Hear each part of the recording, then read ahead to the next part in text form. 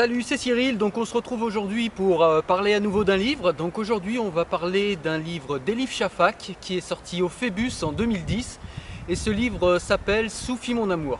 C'est un livre qui a eu beaucoup de succès et un livre extrêmement intéressant. On va voir ça ensemble. C'est l'histoire d'une maman, de Ella, qui est donc mariée, hein, qui a 3 enfants, qui a un petit chien, qui est au niveau financier bien installé, qui arrive à l'approche de la quarantaine.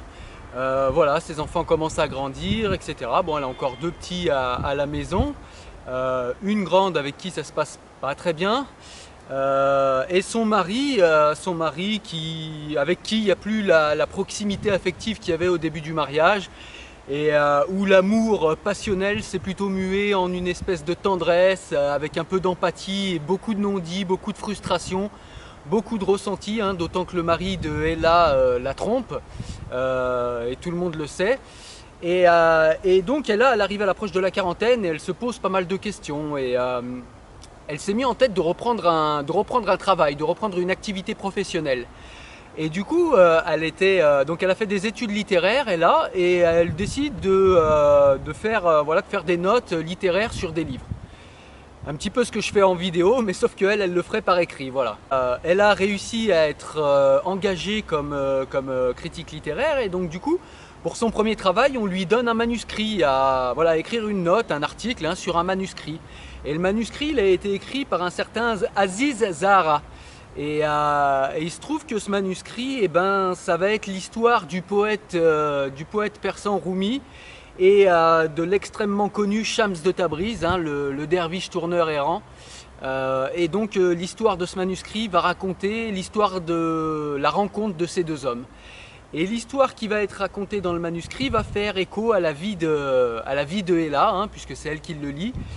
Et de la lecture de ce manuscrit va débuter une histoire, va débuter une aventure littéraire dans un premier temps, assez inattendue pour Ella. Bon, et là, qu'est-ce qu'elle va découvrir dans le manuscrit? Et dans le manuscrit, elle va découvrir, comme je vous le disais, l'histoire de Shams de Tabriz à la recherche de Rumi et de leur rencontre, mais elle va découvrir également le soufisme, elle va découvrir le refus des normes de cette tradition soufie, le refus de tout ce qui est normatif, le refus des règles, qu'elles soient spirituelles, religieuses, qu'elles soient étatiques, qu'elles soient, voilà, aucune règle, si ce n'est la fidélité à la transcendance intérieure, la fidélité au divin en nous, etc.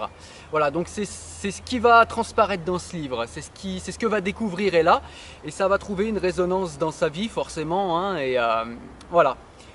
Donc elle va continuer la lecture du manuscrit, puis en parallèle elle va avoir des communications avec l'auteur, hein, l'auteur du manuscrit, donc ce fameux Aziz Zahara. Elle va également communiquer avec lui par mail interposé, hein, parce que lui est dans un autre pays. Enfin, je ne vais pas tout vous dévoiler, mais en tout cas, voilà, ils vont communiquer par mail.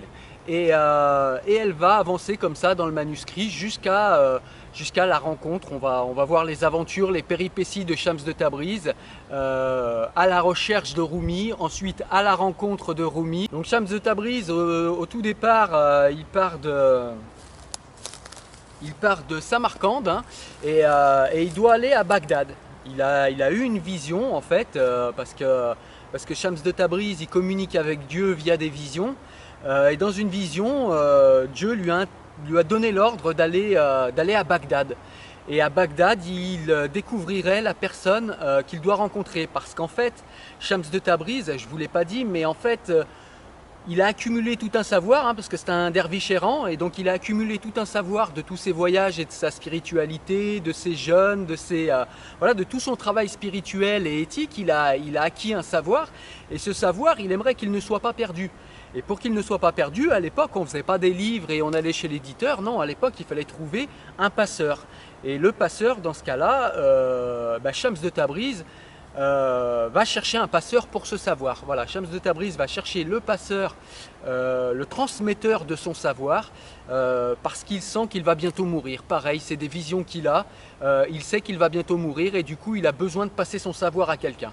Et ce savoir, comme vous l'avez deviné, il va forcément le passer à Rumi. Voilà. Et c'est cette histoire-là que va nous raconter le manuscrit. Alors je ne vais pas aller plus loin, parce que sinon je vais tout vous dire, et puis il n'y aura plus forcément d'intérêt à lire ce livre, quoique quoique moi le connaissant, je l'ai lu plusieurs fois et j'y trouve un intérêt renouvelé à chaque fois. Vous allez découvrir dedans les 40 règles de Shams de Tabriz, hein, qui sont des règles soufis qu'il a mises en place, pardon. Des règles extrêmement intéressantes qui en peu de mots arrivent à vous faire remettre en question pas mal de certitudes existentielles. Donc voilà, c'est un livre qui est très intéressant à ce niveau-là. C'est un livre qui vraiment est enrichissant au niveau spirituel, inspirant même. Vraiment, c'est un livre qui fait du bien quand on n'est pas très bien dans sa vie ou qu'on passe un petit passage à vide, ou même si on est bien, de toute façon, vous allez aller encore mieux avec ce bouquin. C'est vraiment très agréable à lire, c'est très riche, ça fait du bien, ça fait plaisir, c'est bien écrit. Vraiment un livre extrêmement bien que nous a fait Elif Shafak. Alors ce que j'ai pas aimé dans le livre d'abord, c'est que j'ai eu du mal à le trouver. Et on le trouve presque nulle part, hein. Pourtant il est sorti il n'y a pas si longtemps que ça, en 2010, mais apparemment on le trouve nulle part. J'ai demandé à ma médiathèque de le commander, pas possible. Les libraires, j'ai fait 4 libraires dans ma ville, pas possible de le trouver. Donc ça c'était assez pénible. Et du coup, à mon corps défendant, j'ai dû le télécharger sur internet, en numérique, pour pouvoir le lire sur une liseuse Kindle ensuite, hein. Voilà, donc maintenant je l'ai en numérique, je l'ai lu, voilà, ça reste un livre, mais c'est pas pareil que d'avoir vraiment le vrai livre, quoi. Voilà, il y a quelque chose de plus intime avec un vrai livre et qui m'a manqué, voilà. Donc ça c'était pour le point négatif. Sur le roman lui-même, ce qu'il y a en négatif, j'ai rien trouvé de très négatif, si ce n'est que c'est vrai qu'on est plus dans le livre, on est plus inspiré, on a plus envie de lire l'histoire de Shams de Tabriz et de Rumi plutôt que l'histoire d'Ella. Voilà, le manuscrit est parfois dans la forme, le manuscrit qui nous est raconté est parfois entrecoupé des délibérations internes de Ella, ou bien de ce qui se passe dans sa vie, de son histoire à elle, de comment elle évolue. Et c'est vrai que ça c'est peut-être la partie la moins intéressante, mais elle n'est pas très importante dans le livre. Donc du coup voilà, c'est peut-être la partie qui m'a le moins intéressé. Par contre, au niveau de l'histoire en elle-même de Shams de Tabriz et de Rumi, c'est vraiment...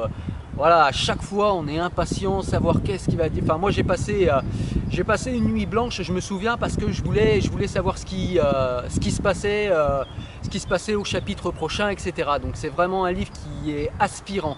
Ce que j'ai aimé dans le livre, c'est les fameuses 40 règles de Shams de Tabriz, et puis un petit peu ce qui répond à tous ceux qui croisent lors de son voyage, que ce soit de son voyage à la rencontre de Rumi, avant qu'il sache que ce soit Rumi. Et du coup, voilà, toutes les personnes qu'il rencontre tout au long de son voyage, alors il va y avoir un juge, il va y avoir une confrérie soufie, il va y avoir tout un tas de personnes qu'il va rencontrer tout au long de son voyage, et à qui il va donner ou des leçons, où il va y avoir des échanges, des dialogues épiques, voilà, qui sont vraiment très intéressants, même si ça se passe, je ne vous l'ai pas dit, ça se passe au XIIIe siècle. Et même aujourd'hui, même dans notre monde actuel, ça reste des choses qui sont pertinentes, ça reste des réflexions pertinentes, ça reste vraiment, tout le livre est vraiment encore pertinent. Comme quoi la spiritualité ne vieillit pas forcément, et voilà, ne passe pas forcément de mode quand les saisons, quand les années, quand les siècles, quand les millénaires passent. C'est peut-être ça la victoire de la spiritualité sur le temporel. Voilà, écoutez, on arrive à la conclusion. Donc, comme je vous l'ai dit, c'est un livre à lire absolument. Donc, je vous le rappelle, c'est un livre de l'auteur turc Elif Shafak, qui a écrit d'autres livres, hein, qui sont intéressants, dont on parlera plus tard, comme Crime d'honneur, L'Avatar d'Istanbul, et également L'architecte du sultan, voilà, qui sont vraiment d'excellents bouquins également. Mais là, Soufi, mon amour, pour moi, c'est le meilleur, hein. Vraiment, c'est mon coup de cœur, écrit par Elif Shafak, c'est le meilleur livre que j'ai lu d'elle. Vraiment un très très beau livre, je vous le recommande extrêmement chaudement et extrêmement vivement. À lire pour tous, vraiment, que vous soyez intéressé par le soufisme, intéressé par l'islam ou pas du tout, que vous soyez intéressé par la spiritualité ou pas du tout. C'est vraiment un livre qui fait du bien, un livre très intéressant à lire. Voilà mes amis, écoutez, je vous souhaite une bonne journée, je vous dis à bientôt pour un prochain bouquin. Salut, salut, ciao!